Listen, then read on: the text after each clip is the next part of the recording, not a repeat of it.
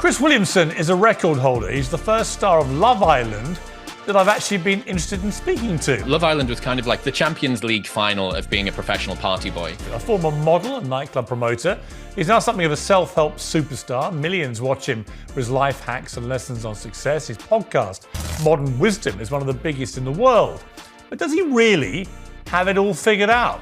Why is your name associated so much with fapping? Are you saying I'm pro-fapping or anti-fapping or just a pathological fapper? I didn't even know what fapping was. I'm a fapping connoisseur. What can I say? I mean, that's not going to get clipped and taken out of context, is it? Maybe you're doing it right now. We might have passed peak woke. Mass shootings, eating meat, hip-hop, smelling of Axe body spray, and saying hello or have a nice day. All terrible examples of toxic masculinity there. Consistency is the only route to success. The thing that you would tell yourself 10 years ago is still the same thing that you need to hear now. Joe Rogan or Jordan Peterson? Oh, God. So, Chris is an interesting guy because what he's managed to do really is build this hugely successful career pretty rapidly. And they'll go into it in a second how he did this, because he started off on a thing called Love Island, which is a UK-based reality TV show. And he took that, which lots of people go on.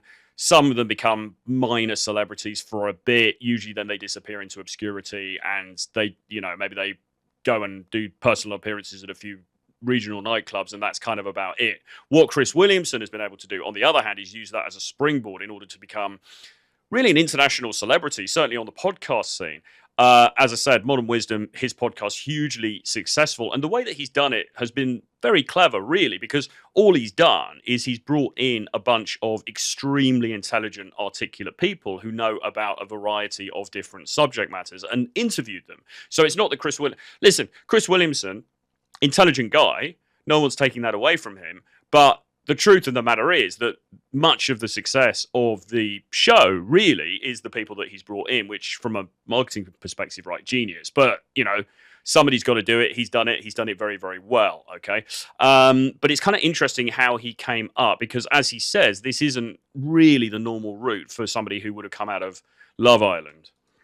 Chris, great to have you on Uncensored.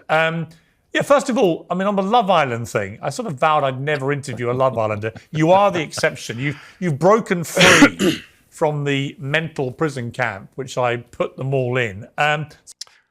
So as I said, so Love Island, for those people who aren't familiar, is basically it's a reality show where you get a bunch of good-looking, buff people, men and women, together on an island. It's usually like in Spain, somewhere like Mallorca or something like that. And it all gets filmed for a number of weeks. I think it's like 8 weeks or something like that. And people get thrown out depending on the various tasks that they have to do and things that happen. There are penalties, etc., etc. And may the biggest Chad win. Now, Chris was on it some years ago. I think he lasted a few weeks, and then he was, he left the process. But instead of just becoming a B-list celebrity like everybody else does, he actually used it as a springboard for self-reflection, which, again, really, really interesting.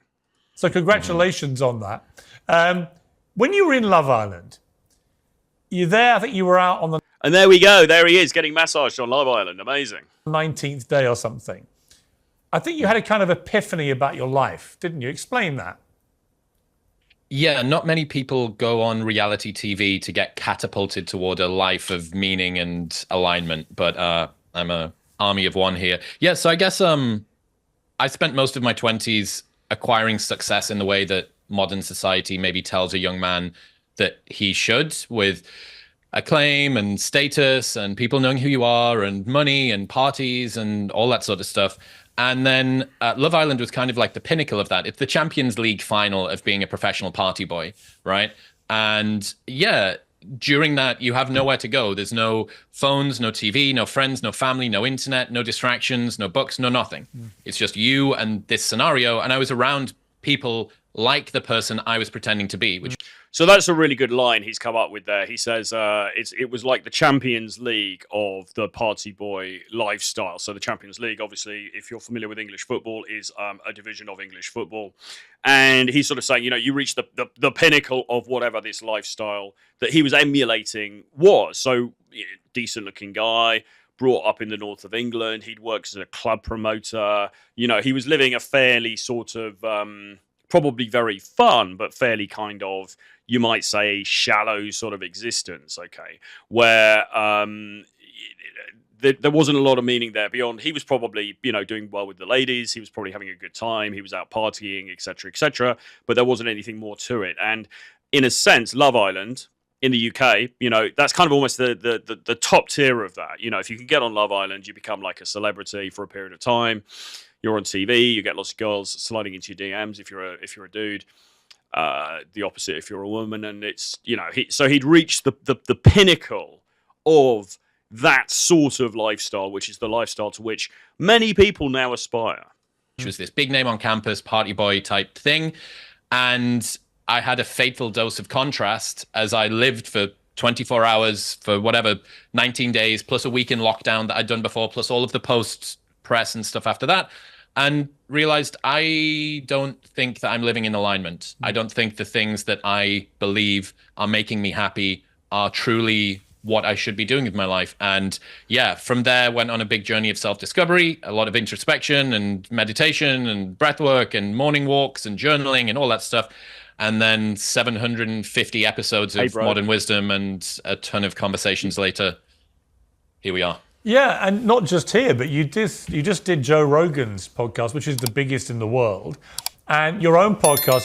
So yeah, I mean, incredible, really. He went through this whole sort of journey of self-discovery that seemed to have piggybacked off the back of going on this incredibly shallow and sort of consumerist kind of show. I mean, once again, I mean, if you're not based in the UK, you might not know Love Island. There are similar shows to this in the United States of America. You know the kind of thing we're talking about. It's all very like surface level. It's all very like, you know, sort of. It's about being good looking. It's about aesthetically. It's about being a Chad, basically.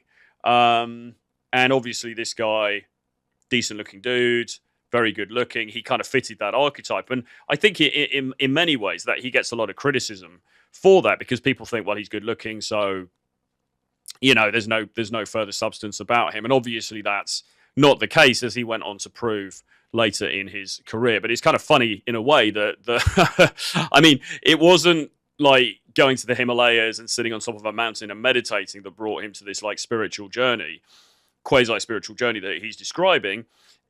It was actually going on Love Island, which is quite funny. I think is rocketing up the charts in America, which is, you know, pretty unusual actually for most people in this country to be a star in that medium in America. So it's really we're slowly taking that country back over, one podcast episode at a time, and recolonizing it. I love it. I'm with you. I'm in the trenches with you. But it's been an amazing journey for you. What have you learned about yourself? I mean, you distill all this wisdom to people. What have you actually learned about yourself?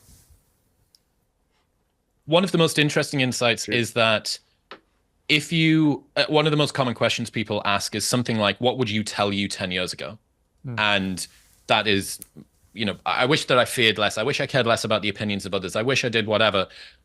Almost always, without exception, the thing that you would tell yourself 10 years ago is still the same thing that you need to hear now.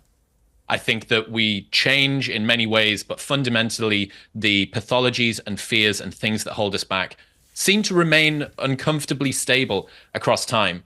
Well, that's interesting, isn't it? And that's a new one on me, really. I never quite thought of it like that, but maybe he's right. The things that we would tell ourselves 10 years ago are probably the same things that we need to tell ourselves today. In a way, that undermines the idea of self-development, doesn't it? Because in a way, doesn't that say, well, then you know, most of us can't change, or we haven't changed, and so we still need to learn the same lessons. In saying that, I think in my own experience, in my own life, there is a tendency to repeat the same mistakes over and over again in a slightly different form. Okay, so it might be, you know, if you have an issue around relationships, it might be, you know, you're getting into problematic relationships. It's not with the same person, but it's with other people who are very similar. Okay, you know, you're getting yourself into those same situations once again. You know, and or it might be, you know, to do with how you handle money. It might be to do with what you do in your career. It might be to do with what you do in terms of your self-confidence. And I think, unfortunately, he's right. And I suppose I suppose one lesson here, if we're looking at this from a self-development perspective, I suppose one lesson here is it's a constant journey. Okay, it's a constant journey of self-improvement. It's not just this one and done. Oh, right, okay, now I've sorted my dating life, so I'm good to go. Now I've sorted my financial life, I'm good to go. Now I'm in shape, so I never need to go to the gym again, all right? We need to be working on these things constantly throughout our lives in order to maintain the gains that we've made, okay? Because otherwise, we're just going to keep doing the same stuff and going back to the same place. Please do put your questions into the chat, by the way, and we will get through it as we get on with this.